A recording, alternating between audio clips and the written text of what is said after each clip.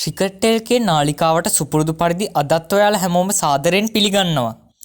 League cricket තරඟ රටාවේ ප්‍රේක්ෂකයින් බහුතරයක් නරඹන cricket league එකක් තමයි ඉන්දියා ප්‍රීමියර් ලීග් තරඟාවලිය.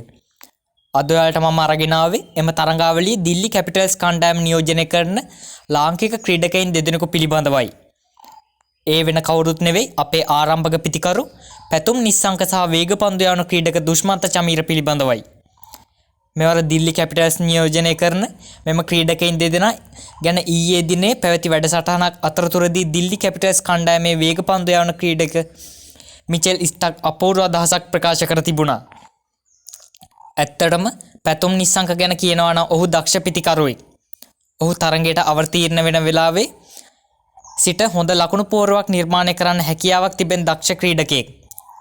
දුෂ්මන්ත චමීර ගැන කියනවා නම් ඕනෑම අවස්ථාවක තරඟයක් වෙනස් කළ හැකි ක්‍රීඩකයෙක්. ප්‍රතිවාදී කණ්ඩායම ජයග්‍රහණයේ අතමානයේ සිටියදී උවද කඩුළු දවාගෙන තරඟයක් වෙනස් කිරීමට හැකි දක්ෂ ක්‍රීඩකයෙක්.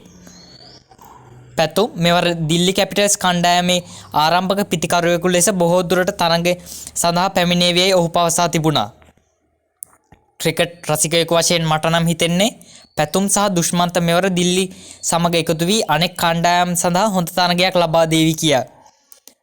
ඉතින් වීඩියෝ එක හොඳයි නම් ලයික් එකක් දාන්න. අලුත්ම ක්‍රීඩා තොරතුරු දැන ගැනීමට අපිව සබ්ස්ක්‍රයිබ් කර එකතු වෙන්න.